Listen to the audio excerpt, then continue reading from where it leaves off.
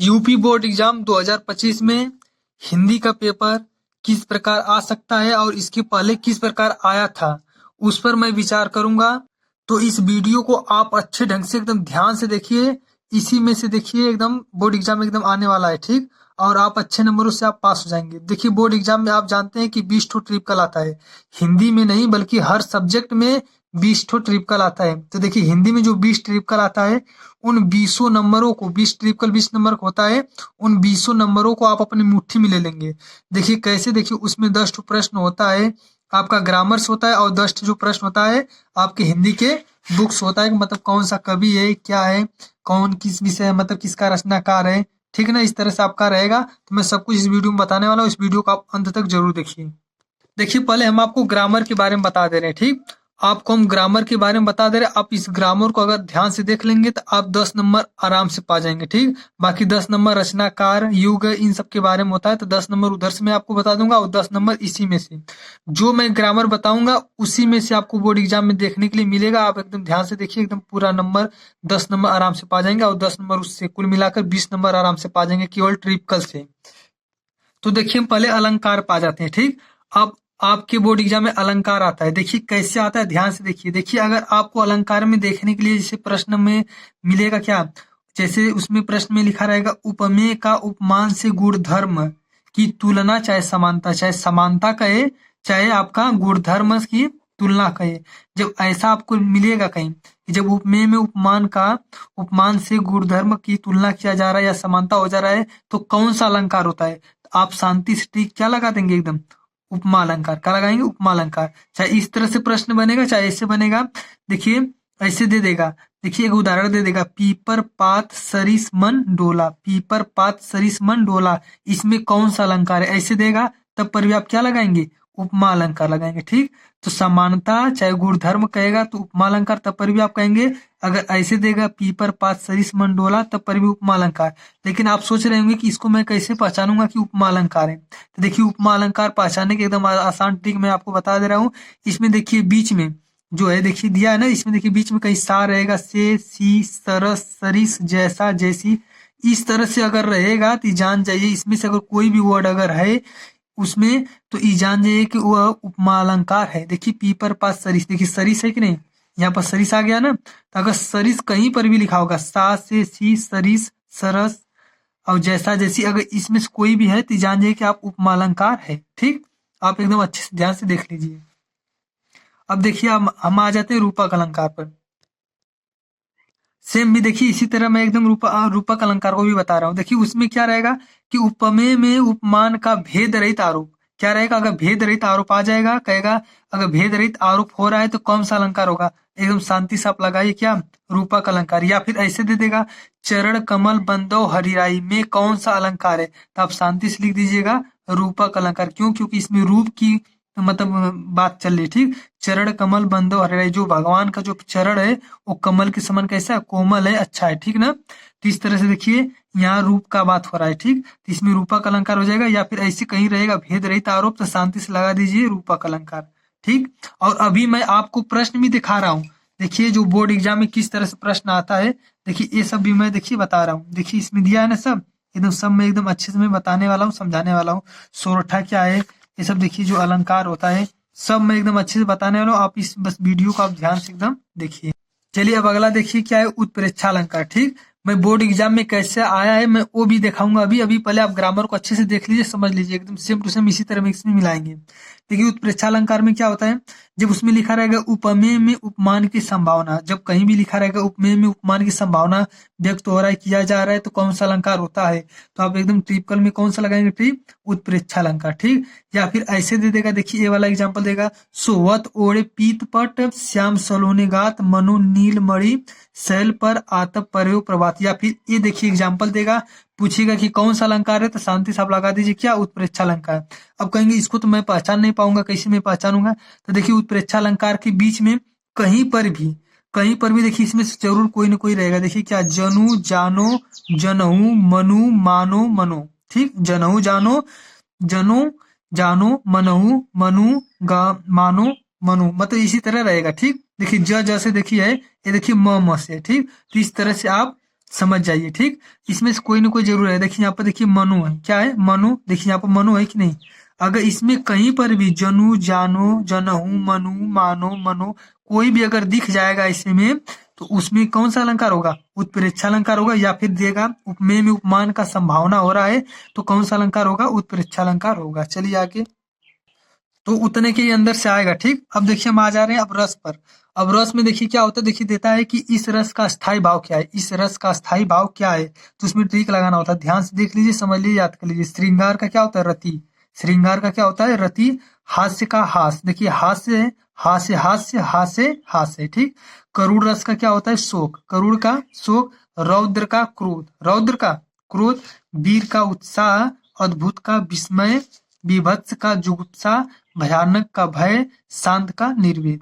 ठीक, इस तरह से आप ठीक मान लीजिए। इसे दे देगा बोर्ड एग्जाम में कि करुण रस का अस्थाई भाव क्या है, करुण रस का अस्थाई भाव। तो देखिए 1 2 3 4, ये 4 ऑप्शन में आपको दे देगा। ये 4 क्या करेगा? ऑप्शन में दे देगा, कहेगा कि बताओ करुण रस का अस्थाई भाव क्या है। तो करुण रस का अस्थाई भाव क्या है? शोक है। तो शोक वाले पर आप ट्रिक मारेंगे। तो इस तरह से आप अच्छे से याद करिए। देखिए प्रत्यय उपसर्ग पर हम आ जाते हैं। ठीक, ध्यान से देखिए, प्रत्यय और उपसर्ग क्या होता है? ठीक है, जो शुरू शुरू में जुड़ता है उसको कहते हैं उपसर्ग, और जो अंत में जुड़ता है उसको कहते हैं प्रत्यय। कैसे? ध्यान से देखिए। देखिए अनुमान है, अनुमान में उपसर्ग और प्रत्यय बताइए। तो देखिए जो अनु, इसमें क्या है? अनु जो उपसर्ग है, और जो पीछे जो मान है वो क्या है? प्रत्यय है। देखिए महानता में, महानता में क्या है? महानता में देखिए महान जो है, महान जो है उपसर्ग हो गया, और जो ता है क्या है? ता है जो प्रत्यय। एक बात ध्यान है, ऐसा मतलब उसको तोड़ना है कि उसमें से कुछ अर्थ निकले। जैसे अभी नहीं कहें कि महाधनता, गलत हो जाएगा। इसको आप ऐसे नहीं कर सकते कि महाधनता, इसको ऐसे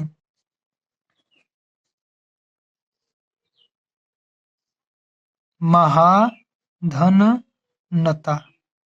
आप ऐसे मत नहीं कर सकते, क्योंकि महा का मतलब, ये नता माने क्या होता है कुछ समझ में नहीं आ रहा है। महा भी देखिए सही ढंग से अर्थ नहीं मतलब जम रहा है। ये महान लिखेंगे तब अच्छा से होता है। महान धन ता बराबर क्या होता है? मानता। तो ये आपका क्या हो सकता है? ई नहीं होगा। ठीक, ए नहीं हो सकता है। तो यह एकदम बढ़िया से समझ लीजिए। ठीक, तो महान धन ता, महान क्या हो गया? उपसर्ग, और ता क्या हो गया? प्रत्यय।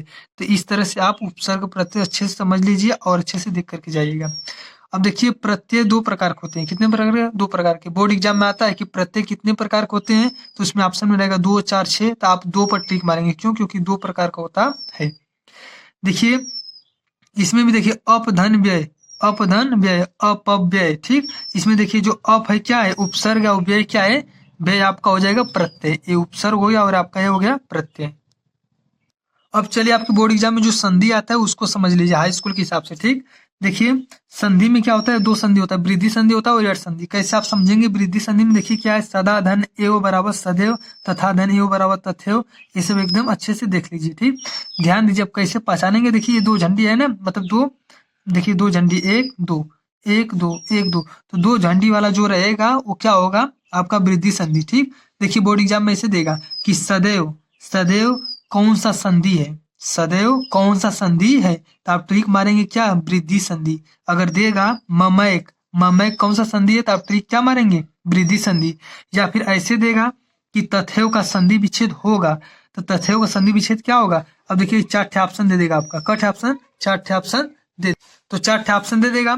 तथैव में कहेगा कौन सा संधि में है? तो देखिए सदा धन एव होगा नहीं, तो क्या होगा? तथैव का क्या होगा? संधि विच्छेद, तथा धन एव। तो इस पर आप ट्रिक मार देंगे। ठीक, तो दोनों तरह से दे सकता है। चाहे तो इसमें से कोई दे करके पूछेगा कौन सा संधि है, तो वृद्धि संधि, या फिर इसी में से कोई दे करके कहेगा कि इसका संधि विच्छेद क्या होगा। तो तथैव अगर देगा तो तथा धन ही होगा, अगर नैवम देगा तो न धन एवं होगा, जलौध देगा तो जल धन होगा। तो इस तरह से आपका करना है। ठीक, ध्यान दीजिए। अब यड़ संधि आप कैसे समझेंगे? देखिए इसमें 2 झंडी है, वृद्धि संधि में 2 झंडी होता है, सीधे जान जाएंगे वृद्धि संधि। यड़ संधि में क्या होता है? ध्यान से देखिए, देखिए य व रल, य व रल, ये सब जरूर कहीं ना कहीं इसमें देखने के लिए मिलता है।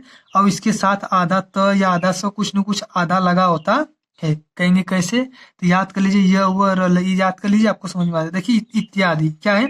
इत्यादि। देखिए य है ना, य में आधा त है। देखिए स्वागतम, व है कि नहीं? व में देखो आधा स। फिर आगे क्या है? वर, वर्ध्व, वर्ध्वर पढ़ दिया है। ठीक, इसमें देखिए व है, व पर आधा ध लगा है कि नहीं? व पर आधा ध। फिर देखिए यहाँ पर त्र है, तो देखिए मित्र, एक बात याद है, देखिए त्र में देखिए र आता है, र का भाव आता है ना, त्रिशूल त आता है तब पर भी आपका क्या होगा, यड़ संधि होगा। देखिए नद्यर्पण है, नद्यर्पण में भी क्या है, देखिए नद्यर्पण, इसमें य छिपा रहता है, क्या होता है, इसमें य छिपा रहता है, इसलिए इसको भी क्या कहेंगे, यड़ संधि के अंतर्गत आएगा। यद्यपि में देखिए इसमें भी य छिपा रहता है, तो इसको भी क्या कहेंगे, यड़ संधि। तो दो तरह से बोर्ड एग्जाम में देगा, कहेगा स्वागतम में कौन सा संधि है, तो आप सीधे क्या कहेंगे, यड़ संधि है। पित्राज्ञा में कौन सा संधि है, यड़ संधि है। इस तरह से आप टिक मार देंगे। या फिर ऐसे पूछेगा कि स्वागतम का संधि विच्छेद होगा, तो ध्यान से देख लीजिए, सुधन आगतम होता है, क्या होता है, सुधन आगतम। कहेगा पित्राज्ञा का संधि विच्छेद होगा, 4 ऑप्शन दे देगा, तो किस पर मारेंगे आप, पितृधन आज्ञा होता है, क्या होता है, पितृधन आज्ञा। तो इस तरह से संधि विच्छेद बस 2 पूछेगा, ध्यान से देख लीजिए। चलिए अब अगला नंबर आता है समास का। ठीक, समास एकदम अच्छे से देख लीजिए, समझ में आ जाएगा। देखिए अव्ययी भाव समास वाला है, क्या है, अव्ययी भाव। इस वीडियो को अच्छे से देखिए, उसको लाइक कर दीजिए और हमारे चैनल को सब्सक्राइब भी कर लीजिएगा और इसको शेयर भी कर दीजिए ताकि सभी लोग सीख ले, जान जाए। अव्ययी भाव में क्या है, देखिए पूर्व पद प्रधान होता है, कौन सा पद, पूर्व पद प्रधान होता है। देखिए अब जैसे जैसे में देखिए यथाधन शक्ति, क्या हो जाएगा, यथाशक्ति। उपधन नदम, उपनदम। देखिए तो इसी तरह और भी कई उदाहरण हो जाएगा, निस्वार्थ, दिनों दिन, आज आज, एकाएक। ठीक, तो एक बात याद है, अगर कहीं पर भी एकाएक का मतलब होता है एक एक, ठीक, कहीं भी एकाएक या एक एक हो तब पर भी अव्ययी भाव समास आज आज रहेगा, चाहे दिनों दिन हो, चाहे निस्वार्थ हो, चाहे उपनदम हो, चाहे यथाशक्ति हो। देखिए क्या है, तो उसमें क्या होगा, अव्ययी भाव। कैसे समझेंगे, देखिए इसका पूर्व पद प्रधान, देखिए यथा, क्या है, यथा धन शक्ति, उपधन नदम, इसका भी करेंगे तो निधन स्वार्थ, दिनों दिन, आज आज, एक एक। तो इस तरह से अगर रहेगा तो अव्ययी भाव समास होगा, अच्छे से देख लीजिए, एकदम समझ में आ जाएगा। ठीक, अब देखिए तत्पुरुष में क्या होता है, तत्पुरुष में देखिए बहुत आसान होता है। तो तत्पुरुष देखिए ये 8 कारकों पर आधारित होता है, कितने, 8 कारकों पर आधारित होता है। इसमें देखिए कौन सा भाव आएगा, उसके बीच में क्या मिलेगा, ने रहेगा, से रहेगा, द्वारा रहेगा, का, के, की, इस तरह से रहेगा, ने, से, द्वारा, का, के, की, ये सब अगर मिलेगा उसमें, ऐसा अगर उसमें निकलेगा तो उसको क्या कहेंगे, तत्पुरुष समास होता है। जैसे ध्यान दीजिए, ज्ञानहीन, क्या है, ज्ञानहीन का मतलब क्या होता है, ज्ञान से हीन, देखिए से आ गया कि नहीं, ज्ञान से हीन। गोहित, गौ का हित, गोहित मतलब गाय का हित करने वाला, तो गोहित मतलब गाय का हित करने वाला, गाय का, देखिए का आ गया कि नहीं। गुरु भक्ति, गुरु की भक्ति, देखिए की आ गया कि नहीं। शरणागत, शरण में आया हुआ, शरणागत मतलब शरण में आया हुआ, में आ गया। विद्यालय, विद्या का आलय, आलय माने होता है घर, विद्या का घर वही विद्यालय कहते हैं, तो विद्या का आलय। देखिए का, के, की, में, ने, इस तरह का भाव आएगा तो आप सीधे जान जाएंगे क्या, तत्पुरुष समास है, एकदम आसान। चलिए देखिए कर्मधारय भी एकदम आसानी से समझ जाएंगे। इसमें देखिए प्रथम पद विशेषण होता है और दूसरा पद विशेष्य। प्रथम पद विशेषण होता है और दूसरा पद विशेष्य होता है। विशेष का मतलब कोई नाम रहेगा, किसी व्यक्ति का नाम रहेगा, जिस चीज के बारे में बात किया जा रहा है उसी को क्या कहेंगे, विशेष। जिसकी मतलब आप बड़ाई करते हैं, जिसकी विशेषता आप बताते हैं उसको क्या कहते हैं, विशेष्य कहते हैं, क्या कहते हैं, विशेष्य। ठीक, अब देखिए जैसे देखिए महाराजा आ गया, क्या आ गया, महाराजा। तो महाराजा में क्या होगा, इसको अलग अलग करेंगे तो महाधन राजा। ये जो राजा है बच्ची, उसको हम क्या कहेंगे, विशेष्य कहते हैं, क्या कहते हैं, विशेष्य। और राजा की विशेषता क्या है, महा है, क्या है, महा मतलब बहुत बड़ा है, तो महा का मतलब विशेषण हो गया, क्या हो गया, विशेषण। तो महा आपका विशेषण हो गया और जो राजा है वो आपका विशेष हो गया। ठीक, तो इस तरह से रहेगा तो कर्मधारय समास हो जाएगा। देखिए इसमें किसी न किसी, देखिए विशेष विशेषण विशेषण का बात रहेगा। देखिए महादेव है ना, तो महादेव क्या है, महादेव मतलब महादेव आप जान ही रहे हैं। ठीक, महादेव, इसमें भी क्या है, ये देखिए आपका ये विशेषण है और ये क्या है, विशेष्य है। ठीक, चरण कमल, देखिए चरण कमल, इसी तरह हो जाएगा। नील गगन, नव युवक। ठीक, देखिए पीताम्बर में क्या है, पीला अंबर, क्या है, पीला अंबर। तो पीला क्या है, पीला क्या है आपका विशेषण है, क्या है, विशेषण। अंबर मतलब वही अंबर होता है, चद्दर होता है शायद।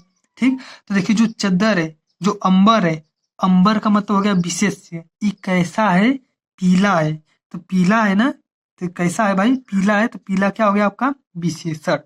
अब देखिए महात्मा, महान आत्मा, आत्मा क्या है आपका विशेष्य।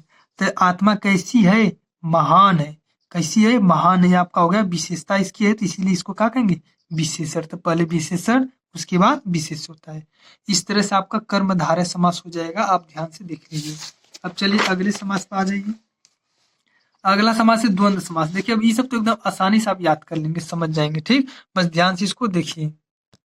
देखिए द्वंद्व समास में कैसे होता है, देखिए इसमें बहुत आसान होता है। जैसे सीताराम, तो सीताराम का मतलब क्या हुआ, सीता और राम। देखिए बीच में और आएगा, क्या आएगा, और का भाव। माता पिता, माता और पिता, माता और पिता। उसी तरह भाई बहन है तो भाई और बहन। गुरु चेला है तो गुरु और चेला। इसमें देखिए और का भाव आता है, इसको हम क्या कहेंगे, द्वंद्व समास कहेंगे। बहुत आसान है।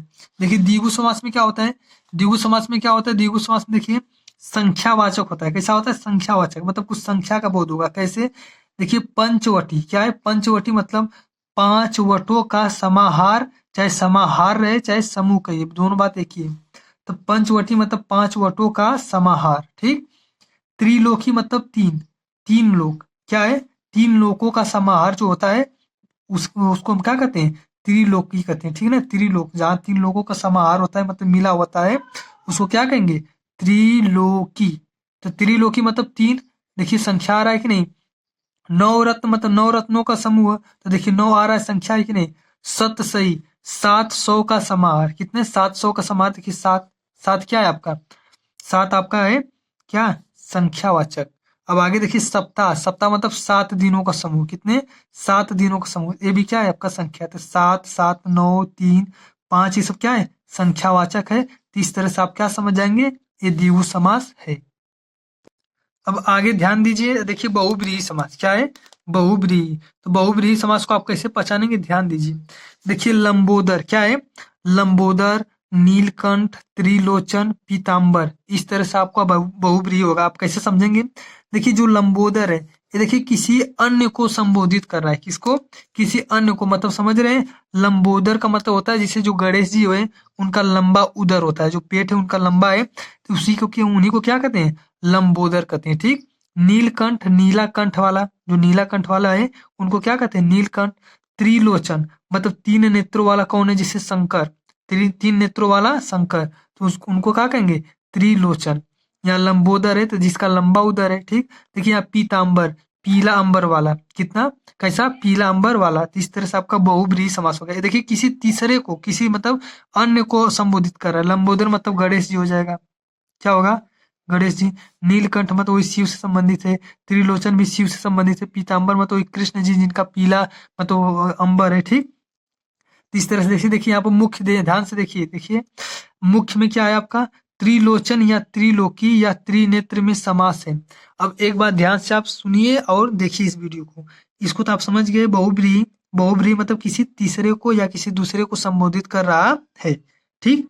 तो देखिए, लिखिए इसमें एक बात और है। देखिए त्रिलोचन, त्रिलोकी या त्रिनेत्र में समास है। अगर इसमें से कोई दे देगा त्रिलोचन, त्रिलोकी, त्रिनेत्र में कौन सा समास है, और आपको ऑप्शन में क्या मिलेगा, बहुब्रीहि, द्विगु, तत्पुरुष, कर्मधारय। तो आप किस पर ट्रिक मारेंगे, तो ध्यान दीजिए। आप कहेंगे त्रिलोचन, त्रिलोचन मतलब तीन, त्रिलोचन मतलब तीन, तो आप कहेंगे ये तो संख्यावाचक है। तो संख्यावाचक के हिसाब से आप किस पर मारेंगे ट्रिक, द्विगु पर मारेंगे ना, संख्यावाचक द्विगु होता है। तो लेकिन गलत हो जाएगा, क्या हो जाएगा, गलत। त्रिलोकी है, इनमें तीन है, आप कहेंगे तीन संख्यावाचक है, द्विगु मार दो, ठीक। त्रिनेत्र मतलब तीन नेत्र, त्रिनेत्र का मतलब तीन नेत्र। देखिए यहाँ पर त्रिलोकी में बताया ना, त्रिलोकी देखिए तीन है ना, तो आप कहेंगे द्विगु समास है। तो द्विगु समास है, सही बात है, लेकिन ध्यान से देखिए, समझिए इसको। देखिए अगर त्रिलोचन, त्रिलोकी या त्रिनेत्र इस तरह से संख्यावाचक जैसे टाइप जिसे आ जाएगा, और ऑप्शन में आपको मिलेगा बहुब्रीहि, द्विगु, तत्पुरुष, कर्मधारय। देखिए त्रिलोचन मतलब तीन नेत्र वाला कोई है, सही बात है। त्रिलोकी मतलब तीन लोगों का जो समाहार है। त्रिनेत्र मतलब तीन नेत्र वाला है। तो देखिए इस तरह से त्रि का मतलब तीन संख्या को भी संबोधित कर रहा है, और इसको किसी अन्य को भी संबोधित कर रहा है। तो इसमें आप बहुब्रीहि लगाएंगे या द्विगु। तो ध्यान रहे, सबसे पहले नंबर पर आपका ट्रिक होना चाहिए बहुब्रीहि।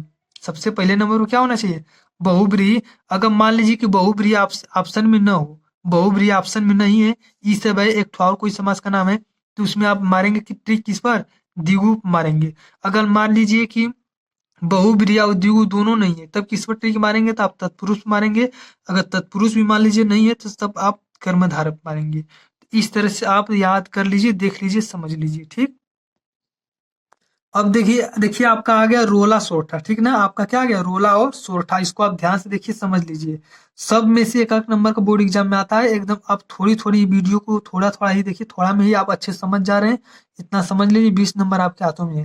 देखिए रोला, रोला क्या है, इसमें 24 मात्रा होती है। बोर्ड एग्जाम में कैसे आएगा कि रोला में कितनी मात्रा होती है या कौन सा छंद है, तो देखिए 24 मात्रिक छंद है। कैसा है, 24 मात्रिक छंद। आप ठीक मार देंगे 24 मात्रिक छंद पर। ठीक। देखिए सोरठा में कैसे आएगा कि सोरठा कौन सा छंद है, तो देखा देखिए ये सम मात्रिक छंद है। अगर सम मात्रिक कहीं लगा रहेगा तो सम मात्रिक पर ट्रिक मार देंगे। या फिर देखिए बोर्ड एग्जाम में कैसे आता है वो भी ध्यान दीजिए। देखिए इसमें पहले और तीसरे चरण में 11 मात्रा होती है, ठीक, तथा दूसरे और चौथे चरण में 13 मात्राएं होती है। तो बोर्ड एग्जाम में आएगा कि सोरठा के पहले और तीसरे चरण में कितनी मात्राएं होती है, 11। कितनी होती है, 11 पर आप ट्रिक मार देंगे। अगर बोर्ड एग्जाम में आ गया कि दूसरे सोरठा के दूसरे और चौथे चरण में कितनी मात्रा होती है, तो 13 मात्रा पर टिक मारेंगे। ठीक, याद से ध्यान से देख लीजिए। या फिर देखिए ई भी आ सकता है बोर्ड एग्जाम में, ई आ जाएगा। ठीक, जो सुमिरत सीधी होई गण नायक करिबर बदन करहूं अनुग्रह सोई बुद्धि राशि शुभ गुण सदन। अगर ई भी आएगा, कहेगा कि ये कौन सा मतलब रोला एक सोरठा क्या है, तो आप सोरठा वाले पे ट्रिक मार दीजिएगा आराम से। ठीक, कोई दिक्कत नहीं होने वाला है। क्यों, क्योंकि देखिए इसके पहले और चौथे चरण में आप अगर मात्रा देखेंगे तो 11 रहेगा। और दूसरे, अरे पहले और तीसरे में, सॉरी, देखिए पहले और तीसरे में देखिए आपका 11-11 रहेगा, और दूसरे और चौथे में 13-13 मात्राएं होंगी। ठीक, अगर आप सोच रहे हैं कि इसमें कैसे मात्रा गिना जाता है, तो उसको भी हम दिखा देंगे जब आपका रोला वाला आएगा, जब इसमें दिखाएंगे अंशाल में तब। बस जितना बोर्ड एग्जाम में जिस तरह से आता है, मैं केवल बस उतना ही बता रहा हूँ, कुछ ज्यादा एक्स्ट्रा नहीं बता रहा हूँ। एक्स्ट्रा आप पढ़ेंगे तो कोई मतलब नहीं निकलेगा, और उसी में आपका दिमाग उलझन हो जाएगा। ठीक, तो इस तरह से इसको देख लीजिए। अगर ये आएगा तो सीधे हमारी सोठा है। ठीक, या फिर ऐसे 13-11 के आधार पर दे सकता है। रोला में बहुत आसान है, बस 24 मात्रिक छंद है, याद कर लीजिए। अब चलिए आगे हम ध्यान दीजिए, थोड़ा सा हम काल अवधि के बारे में बता दे रहे हैं। किसके बारे में, काल अवधि। देखिए काल अवधि तो आपका ग्रामर से संबंधित नहीं है, लेकिन थोड़ा सा देख लीजिए, अच्छा रहेगा। ठीक, देखिए आदिकाल को ही वीरगाथा काल कहते हैं। क्या कहते हैं, आदिकाल को ही वीरगाथा काल। अगर आ जाएगा बोर्ड एग्जाम में आदिकाल या वीरगाथा काल की अवधि, पूर्व मध्य काल या भक्ति काल की अवधि, उत्तर मध्य काल या रीति काल की अवधि, आधुनिक काल या गद्य काल की अवधि कहेगा, तो इस तरह से आपको प्रश्न में मिलेगा, तो आपको ठीक मानना होगा। एक बात याद रहे, आदिकाल को ही वीरगाथा काल कहते हैं, मध्यकाल को ही भक्ति काल, और उत्तर मध्य काल को रीति काल कहते हैं। तो बोर्ड एग्जाम में ऐसे आता है, वीरगाथा काल कह देगा, चाहे भक्ति काल, चाहे रीति काल कह देगा, चाहे आधुनिक काल, चाहे गद्य काल कह देगा। तो आपको ध्यान से एकदम देख कर जाना है। तो देखिए आदिकाल का कितना समय है, 743 से 1343 ईस्वी तक। अगर संवत में आप देखेंगे तो इसमें 67 जोड़ देंगे। कितना जोड़ेंगे, 67। 67 इसमें भी जोड़ देंगे, इसमें भी जोड़ देंगे, आपका हो जाएगा। ठीक, तो देखिए 743 से 1343। देखिए भक्ति काल क्या है, 1343 से 1643। देखिए 67 जोड़ देंगे, इसमें इसमें भी जोड़ देंगे, इतना हो गया। रीति काल कितना है, 1643 से 1843। और आधुनिक काल क्या है, 1843 से अब तक। बहुत आसान है, सब 43 चल रहा है। 743 से 1343, 1343 से 1643, 1643 से 1843, 1843 से अब तक। ठीक, अब देखिए 800 से 14, 1400 से 17, 1700 से 19, 1900 से अब तक। इस संवत में हो जाएगा। अगर संवत में मान लीजिए, अगर बोर्ड एग्जाम में संवत में अगर ऑप्शन में दिया है कि वीरगाथा काल की अवधि है, तो देगा में संवत लिख के देगा 800 से 1400, तो आप इसी पर टिक मारेंगे। अगर ईस्वी में देगा तो 743 से 1343 ईस्वी। ठीक, अब देखिए हम पर्यायवाची बताने जा रहे हैं। ठीक, तो पर्यायवाची में देखिए पर्यायवाची भी आएगा। जैसे मान लीजिए बोर्ड एग्जाम में दे देगा कि अनल, क्या देगा, अनल का पर्यायवाची है, अनल का पर्यायवाची है।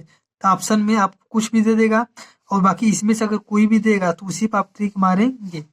ठीक, और कैसे आता है समझ में अगर फिर भी नहीं आ रहा है कि कैसे बोर्ड एग्जाम में आता है, सब कुछ हम आपको बताने वाले हैं। देखिए मैं, देखिए ये देखिए अंशाल मैं लिया हूँ, इस अंशाल के आधार से मैं सब कुछ आपको बताने वाला हूँ। जैसे देखिए में पर्यायवाची है कि अग्नि का पर्यायवाची नहीं है। देखिए अनल तो अग्नि का पर्यायवाची है, पावक भी है, ज्वाला भी है, लेकिन लेकिन देखिए अनिल नहीं है। क्या है, अनिल नहीं है। तो इस तरह से बोर्ड एग्जाम में आएगा। देखिए अनल है, पावक है, ज्वाला है, लेकिन अनिल नहीं है। तो नहीं पूछा तो अनिल वाले पे टिक मारेंगे। तो आपको पर्यायवाची पता होना चाहिए। मैं ये सब देखिए अच्छे से मैं समझाऊंगा एकदम। बस पहले देखिए ग्रामर संबंधित जो भी चीज थोड़ा सा देख लीजिए। देखिए ये सब देखिए, देखिए आग का पर्यायवाची याद कर लीजिए। अश्व का देखिए यहाँ पे वहीन वहनी है, क्या है वह, ह देखिए यहाँ पे न है, ठीक, इसको ऐसे भी समझ लीजिए। अश्व का देखिए घोटक है, बाजी तुरंग घोड़ा।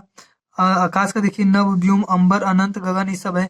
अच्छे से आप याद कर लीजिए। देखिए जो मुख्य मुख्य वही मैं लिखा हूँ, उसको इसको तो पहले आप जरूर से याद कर लीजिए। देखिए मैं इन सब का पर्यायवाची मैं अभी आपको दिखा दे रहा हूँ, आप अच्छे से लिख कर याद कर लीजिएगा। मैं भले जिसे बता दे रहा हूँ, इन सब का जरूरी है। जैसे कमल, गंगा, गाय, दूध, जल, नदी, पुष्प और समुद्र, और इधर धनुष, सर्प, घर। इसमें से बोर्ड एग्जाम में आता है, इसलिए मैं आपको कह रहा हूँ, इस सब अच्छे से देख लीजिएगा। देखिए अब इसमें से देखिए आप जो जो मैं बताया हूँ उसका उसका देखिए आप बढ़िया से देख लीजिए। देखिए सब बोर्ड एग्जाम में बहुत ज्यादा बार आया। देखिए जैसे अग्नि का है तो अग्नि का देख लीजिए, घोड़ा का देख लीजिए, यहाँ आकाश का देख लीजिए, आंख का देखना है देख लीजिए, इंद्र का देख लीजिए, ठीक। इसमें से देखिए सब बहुत जरूरी जरूरी है। फिर इसमें भी देख लीजिए जो जरूरी, जो ज्यादा भी बोर्ड एग्जाम में है, जो मैं अभी आपको बताया हूँ उसको आप देख लीजिए और अच्छे से याद कर लीजिएगा, ठीक। इसीलिए मैं आपको ये वीडियो में ही ये पर्यायवाची सब दिखा दे रहा हूँ। मैं आपको कितना लिख कर समझाऊंगा, ठीक। दूध का देखिए याद कर लीजिएगा, ठीक। दूध का भी आता है तो बहुत लोग नहीं लिख पाते हैं। या देखिए नदी का याद कर लीजिए, या देखिए पक्षी का याद कर लीजिए, ठीक। आगे देखिए यहाँ पर भी देखिए सब एकदम याद कर लीजिएगा बढ़िया से।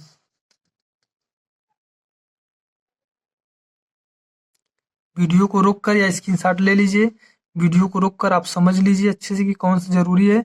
जरूरी मैं आपको तो लिख कर समझा ही दिया हूँ, उसको लिख लीजिएगा, बाकी सब भी लिख लीजिए। देखिए सूर्य का भी आप याद कर लीजिएगा एकदम अच्छे से, सूर्य का, ठीक। समुद्र का भी याद कर लीजिएगा। चलिए अब आगे देखते हैं। अब आगे देखिए आपका आ जाएगा विलोम। क्या आ जाएगा? विलोम। विलोम का मतलब विपरीत, वही उल्टा, आप जानते हैं। तो, उल्टा का मतलब बहुत आसान होता है। जैसे देखिए दे देगा बोर्ड एग्जाम में कि आग का विलोम है। आग का विलोम है तो पानी क्या है? आग का क्या हो जाएगा? पानी। अब ध्यान से उसको देख लीजिएगा, पढ़ लीजिएगा ऑप्शन को। कहीं लिखा होगा राख या प्रकाश, तो राख या प्रकाश नहीं होगा। राख या प्रकाश पर मत मारिए ट्रिक। आग का क्या होता है विलोम? पानी, ठीक। ठंडा का क्या होता है? ठंडा का गर्म। ठंडा का क्या होगा विलोम? गर्म। कहीं ये मत देखिएगा कि ठंडा का विलोम प्रकाश होगा या धूप होगा, धूप में बहुत गर्मी होती है, ऐसा नहीं, ये नहीं हो सकता है। ठंडा का क्या होगा विलोम? गर्म होगा, ठीक। सफेद का क्या होगा? काला। सफेद का काला। हरा का क्या होता है? नारंगी। हरा का नारंगी। अब ध्यान दीजिए, ये सब जो रंग वाला है, रंग वाला का विलोम जल्दी नहीं आता है। रंग वाले का विलोम जल्दी नहीं आता है, तो नहीं भी पढ़ेंगे कोई दिक्कत नहीं, कि फिर भी थोड़ा सा देख लीजिएगा। हरा का नारंगी याद कर लीजिए। लाल और नीला का देखिए क्या होता है पर्यायवाची। लाल का भी हरा, नीला का भी हरा, और नीला का नारंगी भी होता है, और लाल का पीला भी होता है। तो लाल का पीला होता है, इस तरह से आएगा। लाल का पीला होता है, और नीला का क्या होता है? हरा, और नारंगी दोनों याद कर लीजिए। दूध का क्या होगा? दही। दूध का दही वही छाछ है। जिसे रानी का क्या होता है विलोम? राजा उल्टा। लड़का का लड़की, तो इसी को हम कहते हैं विलोम, ठीक। अब आगे देखिए इसी तरह आप पढ़ लीजिए बढ़िया से। ये सब तो बहुत आसान होता है, एकदम बोर्ड एग्जाम में आप बढ़िया से कर पाएंगे। अब देखिए सबसे मुख्य आपका है लकार विभक्ति। क्या है? लकार विभक्ति। जो धातु रूप होता है, क्या होता है?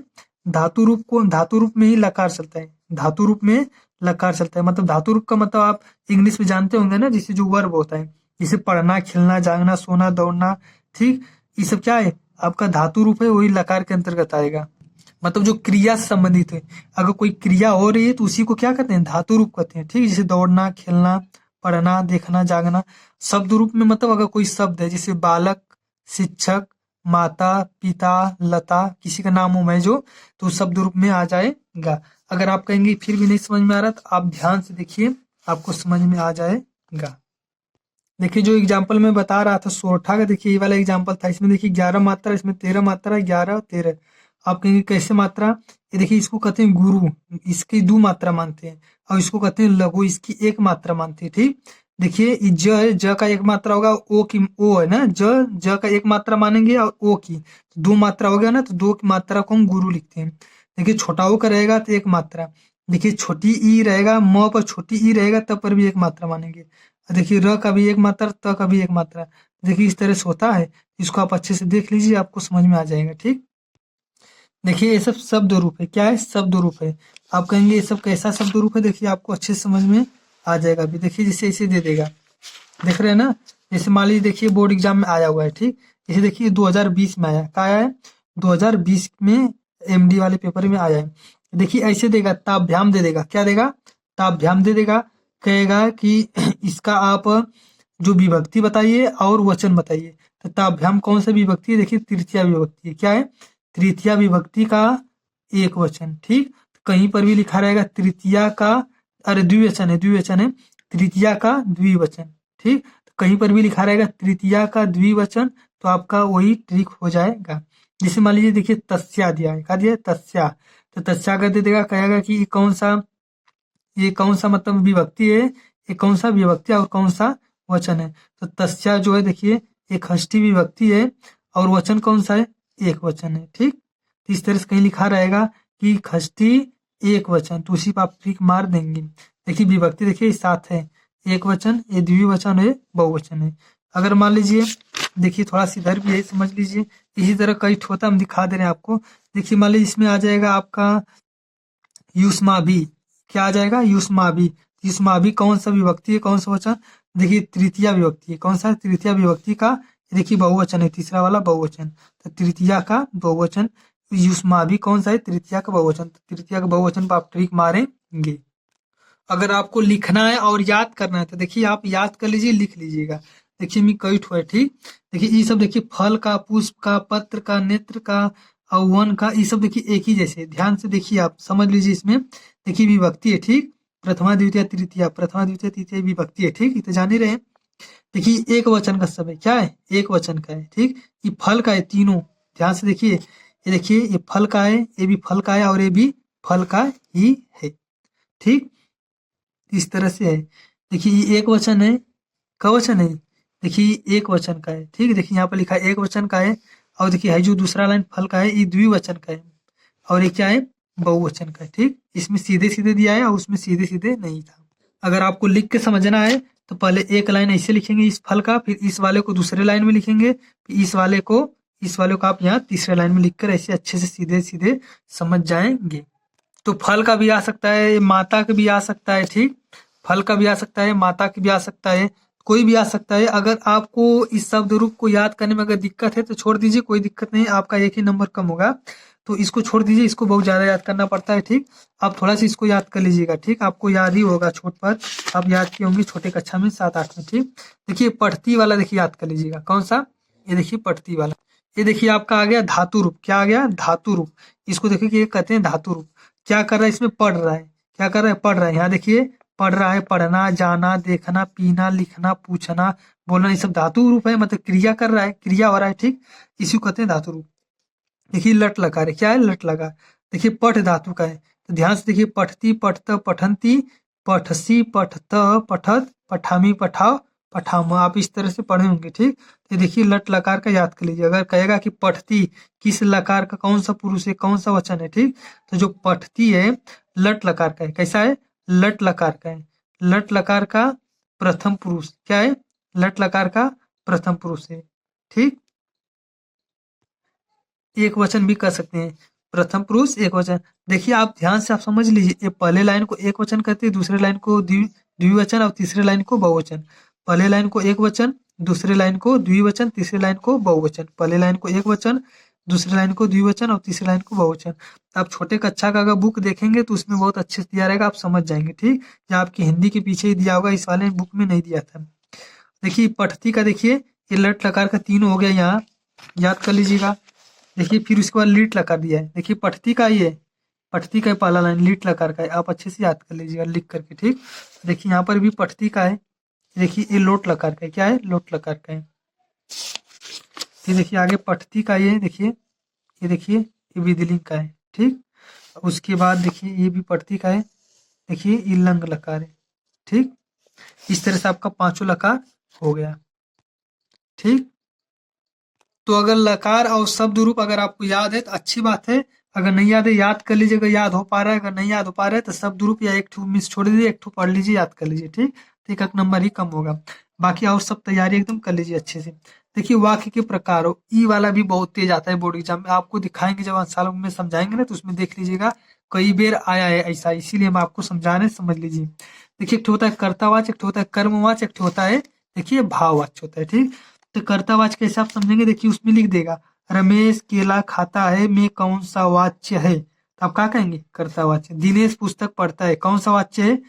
वही कर्तावाची या कर्तवाचक है, ठीक ना। कहेंगे आप कहेंगे कि हम कैसे समझेंगे इसको, कैसे समझेंगे। देखिए रमेश केला खाता है, तो इसमें देखिए ने का भाव आता है, कैसा, रमेश ने का जिसे भाव आता है, लेकिन लिखा नहीं जाता है। अगर लिख देंगे तो गड़बड़ा जाएगा, लेकिन लिखा नहीं जाता है। जैसे देखिए किसने केला खाया, रमेश ने, किसने, रमेश ने। पुस्तक किसने पढ़ा, तो भाई रमेश ने, कौन, रमेश। या फिर ऐसे कर सकते हैं, कौन पढ़ रहा है पुस्तक, रमेश पढ़ रहा है, दिनेश पढ़ रहा है पुस्तक। और केला कौन खा रहा है, रमेश खा रहा है। तो इस तरह से देखिए रमेश, दिनेश, तो कर्तावाच्य हो जाएगा। किसी का नाम उम जिसे रहेगा इसी तरह से पूछेगा तो क्या हो जाएगा आपका, कर्तवाच्य चाहे कर्तावाच्य, जो समझिए कोई दिक्कत नहीं है, तो ये कर्तवाच्य हो जाएगा। आप कहेंगे कर्मवाच्य में हम कैसे समझेंगे, तो कर्मवाच्य में देखिए राम ने पुस्तक पढ़ी, तुमसे सोया नहीं जा सकता, तुमसे फूल तोड़े जाएंगे। तो देखिए इसमें मेन आप समझेंगे क्या, देखिए इसमें मेन बात ये रहेगा कि पूछा जा रहा है, किसी से क्या किया जा रहा है, पूछा। देखिए इन दोनों वाक्य में क्या हो रहा है, किसी से पूछा, मतलब पूछा जा रहा है कि तुमसे सोया नहीं जा सकता, तुम सो सकते हो कि नहीं, तुमसे सोया नहीं जा सकता, तुमसे फूल तोड़ा जाएगा कि नहीं। ये ऐसा लग रहा है कि किसी से कोई पूछ रहा है। तो इस तरह से कोई अगर किसी से पूछ रहा है, उसमें देखिए ने रहता है, ऐसा से, जैसे से का भाव रहता है, कैसा रहता है, से, इसमें लगा हुआ रहेगा, ठीक। तुमसे, तुमसे, राम ने, तो ऐसे अगर रहेगा तो इस तरह से आप क्या समझेंगे, कर्मवाचक। फिर से ध्यान से देख लीजिए, तुमसे सोया नहीं जा सकता, तुमसे फूल तोड़े जाएंगे। इसमें देखिए, इसमें कर्तावाच्य नहीं, किसी का नाम उम ऐसा नहीं दिख रहा है, लेकिन इसमें तो नाम है, राम है कि नहीं। अगर रहता कि राम पुस्तक पढ़ा, राम पुस्तक पढ़ा या राम पुस्तक पढ़ता है, तब राम तो आपका हो जाता है कर्तावाच्य, क्या हो जाता है, कर्तावाच्य। जैसे इसमें है ना, रमेश केला खाता है, दिनेश पुस्तक पढ़ता है, लेकिन इसमें राम ने पुस्तक पढ़ी, इसमें देखिए ने, को, से, इस तरह से बीच में कुछ न कुछ आ जाता है, तो उसमें क्या हो जाता है, कर्मवाच्य समझ लीजिएगा। राम ने पुस्तक पढ़ी, ठीक। कौन पढ़ा, राम, तो राम आपका तो कर्तावाच्य है, लेकिन इसमें ने का भाव है, क्या है, ने, तो इसमें आपका हो जाएगा कर्मवाच्य। इसमें कर्म की प्रधानता होती है, किसकी, कर्म की। पुस्तक आपका क्या है, कर्म है, ठीक। अगर मान लीजिए इसको हम बंद कर लेंगे, कहेंगे कि राम ने पढ़ी, क्या पढ़ी, अखबार पढ़ा कि पुस्तक पढ़ा, क्या पढ़ा, कुछ पता ही नहीं चलेगा। इसमें कर्म बहुत जरूरी होता है, ठीक। तो देखिए जैसे इसमें देखिए मोहन द्वारा फल खाया जाता है, इसमें द्वारा भी आता है, क्या आता है, द्वारा आएगा, चाहे से आएगा इसमें लगा हुआ, चाहे ने आएगा बीच में, तो इसमें क्या हो जाएगा, आपका कर्मवाच्य हो जाएगा, ठीक। आगे ध्यान से देखिए, भाववाच्य में क्रिया का भाव आता है, इसमें क्रिया का भाव, क्रिया का भाव मतलब किस तरह से कोई मतलब क्या कर रहा है, क्या नहीं कर रहा है, तो उसमें थोड़ा सा भाव अलग ढंग का आता है। देखिए कैसे, मोहन से खाया नहीं जाता, मोहन से खाया नहीं जाता। देखिए इसमें कोई थोड़ा सा भाव आ रहा है कि मोहन लगता है बीमार हो गया है, उससे खाया नहीं जा रहा है, थोड़ा सा भाव अंदर आ रहा है, मोहन से खाया नहीं जाता, वो बीमार है बेचारा, ठीक। रमेश से दौड़ा नहीं जाता, वो दौड़ नहीं पा रहा, उसके पैर में चोट वोट कुछ लग गया है, तो देखिए थोड़ा सा कुछ अलग ढंग का भाव आता है, तो वो भाववाच्य हो जाता है, क्या होता है, भाववाच्य। मोहन से खाया नहीं जाता, रमेश से दौड़ा नहीं जाता। अब थोड़ा सा आगे ध्यान दीजिए, प्रेरणार्थक है, कौन, प्रेरणार्थक है। तो इसमें देखिए क्या है, इसमें देखिए प्रेरणा मतलब उत्पन्न किया जाता है, कोई व्यक्ति अपने नाम अपने काम नहीं कर रहा है, दूसरे से करवाता है, तो उसमें प्रेरणार्थक वाला आता है, ठीक। ये भी याद कर लीजिए, जिसे दे देगा, शिक्षक कक्षा में छात्र से पढ़वाता है, जो शिक्षक है किससे पढ़वा रहा है, छात्र से पढ़वा रहा है, किसी दूसरे से कार्य करवा रहा है, तो उसमें कौन सा मतलब किस प्रकार का ये वाच्य हो जाएगा, तब प्रेरणार्थक वाच्य हो जाएगा, ठीक। याद कर लीजिएगा, ये भी बहुत इस परीक्षा में आता है। मैंने नौकर से काम करवा, देखिए इसमें मतलब कोई आदमी किसी दूसरे व्यक्ति से काम करवाएगा, तो उसमें आपका क्या हो जाएगा, प्रेरणार्थक वाक्य हो जाएगा, ठीक, वाच्य हो जाएगा। अब थोड़ा ध्यान दीजिए, विकारी शब्द आता है बोर्ड एग्जाम में, ठीक, जिसमें परिवर्तन हो सके, जिसमें परिवर्तन हो सकता है उसको विकारी शब्द कहते हैं, या विकारी पद कहते हैं। जिसमें परिवर्तन नहीं होता है उसको अविकारी कहते हैं। देखिए जैसे कुत्ता, कुत्ते में विकार हो सकता है, मतलब अलग अलग रंग से भी उसको हम लिख सकते हैं, कुत्ता, कुत्ते, कुत्तों, इस तरह से देखिए अलग अलग तरह से हो जा रहा है। खाना को भी कह सकते हैं, खाता, खाती, खाते, हम लोग खाना खाते हैं, वह खाना खाता है, मतलब खाने से ही संबंधित ये तीनों है। देखिए इस तरह से रमेश का भी क्या हो जाएगा, रमेश का भी नाम बहुत लोग कहते हैं, कौन सा है, तो विकारी पद में आ जाएगा। रमेश है, रमेश, रमोश, उमेश, रमेश को उमेश कहो चाहे रमेश कहो, तब पर भी वो ताक देगा आदमी रहेगा, ठीक है ना, कहेगा यार हम ही को बुला रहे हैं, ठीक। रमेश को अगर रमोश भी कर दोगे तब पर भी कहेगा अरे हम ही को बुला रहे, ताक देगा। रमेश, रमोश, उमेश या अमन, अमी, तो इस तरह से एक एक दो ठे नाम भी होता है किसमें, विकारी पद में, लेकिन जो कुछ और नाम होता है अविकारी में पहुंच जाता है, ठीक। तो थोड़ा सा बस ध्यान दीजिए विकारी पद जिसको में हम कुछ चेंज कर सकते हैं, ठीक, उसको विकारी कहेंगे। और देखिए विकारी नहीं का मतलब अविकारी कौन होगा, जिसमें परिवर्तन न हो, जैसे प्रतिदिन। अगर प्रतिदिन में अगर आप तनिक भी मात्रा इधर-उधर करेंगे तो पूरा एकदम गड़बड़ हो जाएगा। प्रतिदिन, अगर प्रतिदिन में अगर आ की मात्रा अगर आप लगा देंगे प्रतिदिना, ये क्या होता है? प्रतिदिना क्या होता है? थोड़ा सा गड़बड़ा जाएगा। देखिए किंतु, नित्य, दिल्ली, देखिए दिल्ली में भी देखिए आप कोई मात्रा नहीं लगा सकते। अगर दिल्ली, किसी को दिल्ली जाना है तो कहेंगे कि आप दिल्ली जाएँगे, अगर इसमें देखिए बड़ी की मात्रा हटा देंगे तो दिल्ला हो जाएगा। आप किसी से कहेंगे दिल्ला जाएँगे तो वो कहेगा दिल्ला क्या होता है? ना? तो इसमें मतलब विकार नहीं कर सकते, तो इसको अविकारी कहते हैं या विकारी नहीं हो सकता इसमें। किताब, किताब में भी विकार नहीं कर सकते हैं। इस तरह से विकारी पद भी आता है, तो आप इसी में से याद कर लीजिए, इसी में से कोई भी आ सकता है, ठीक। देखिए तत्सम तद्भव देख लीजिए, अब यही देखिए लास्ट है ग्रामर का, आप ध्यान से देख लीजिए, इसमें से भी बोर्ड एग्जाम में हमेशा आता है। तत्सम का तत्सम या तद्भव, तद्भव मतलब आपका हिंदी से संबंधित होता है, हिंदी का कोई शब्द रहता है, तत्सम मतलब संस्कृत से संबंधित रहता है। कैसे, ध्यान दीजिए। देखिए तद्भव मतलब हिंदी से संबंधित ही सब है, तत्सम मतलब जो संस्कृत में प्रयोग किया जाता है, किसमें, संस्कृत में। सौ, देखिए हिंदी में सौ ऐसे लिखते हैं, संस्कृत में सत लिखते हैं। बंदर लिखते हैं, देखिए हिंदी में ऐसे, लेकिन संस्कृत में बंदरा नहीं लिखते हैं, वानरा होता है।